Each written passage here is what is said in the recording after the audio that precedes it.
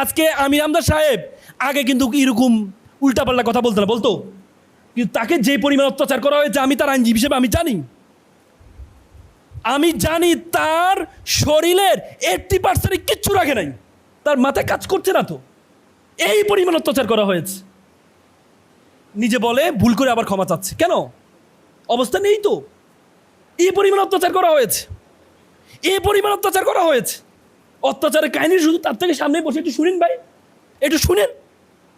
আপনারা তো হুট করে একটা কথা বললে তাকে কাফের বানা দিচ্ছেন। একটু শুনেন কতটুকু অত্যাচার পাইছেন আপনি, কতটুকু অত্যাচার আপনি এর মধ্যে সহ্য করেছেন, একটু শুনেন ভাই। আমরা আলেম সমাজ, আলেম হচ্ছে আমাদের রত্ন, এরা সবাই কওমি আলিয়া সবাই আমাদের রত্ন। এদেরকে আমরা যদি সমালোচনা করি তাহলে একসময়, আমি আবারও বলছি, দ্বিতীয় হাসিনার জন্য আপনাদের অপেক্ষা করতে হবে। এই জন্য ফতুয়া দিয়েন না, এক জায়গায় বসে ফতুয়া দেওয়া দরকার নাই। আপনি হেফাজতের প্রধান হয়েছেন এই জন্য ফতুয়া দিয়ে দিবেন সব জায়গায়, না ভাই, এটা ইসলামের ঐক্য ধ্বংস করে দেবে। এটা করবেন না ভাই, করবেন না। আগুন লাগছে, যে দিক থেকে পারে আগুন নিভাতে হবে। ডানে যাবেন নাকি বামে যাবেন, পিছন থেকে আসবেন নাকি উপর থেকে আসবেন, এই নিয়ে দ্বন্দ্ব করেন না ভাই। নতুন বাংলাদেশ তৈরি করার এখনো সুযোগ, আল্লাহ তাআলা আমাদেরকে দিয়েছে প্রত্যেকের ভুলের ঊর্ধ্বে কেউ নয়, আমি সহ।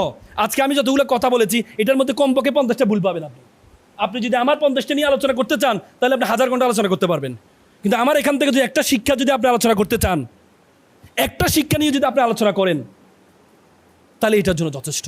কিন্তু আপনি যদি ভুল ধরতে চান, আমরা অনেক ভুল ধরতে পারেন। আমি প্রথমেই বলেছি আমি ভুলের ঊর্ধ্বে না, আমাকে ধরিয়ে দিবেন আপনারা। কিন্তু আল্লাহর ওয়াস্তে I have visited 26 all over the world. আমি পৃথিবীর 26টা দেশে গিয়েছি, আমি সেখানে মুসলমানদের অবস্থা শুনেছি, আলেমদের সাথে কথা বলেছি। এখনই সুযোগ, পৃথিবীতে আমাদের আলেমদের মতো এত মেধাবী, পৃথিবী এত দেশের মধ্যে আমাদের ছেলেরা কোরআনে ফার্স্ট হয়, তেলাওয়াতে ফার্স্ট হয় না টানা ফার্স্ট হয়। তার মানে কোরআনের তেলাওয়াতে যদি ফার্স্ট হয় তাহলে গবেষণায় আমাদের ছেলেদের থেকে মেধাবী কেউ হতে পারে না। কিন্তু আমরা তো কেউ একজন আগাইলে আর 5 জনে মিলে টানি। বলে হাডুডু আমাদের জাতীয় খেলা কেন? হাডুডু দেখবেন একজন আগাইলে 5 জন ধরে রাখে, আবার 5 জন দাঁড়িয়ে থাকলে একজনকে খোঁচা মারে, হা ডু, কিরে ভাই দাঁড়িয়েছে খোঁচা মারে, হা ডু। এই জন্যই আমরা আলেমরা একজন উঠতে চাইলে একজন টেনে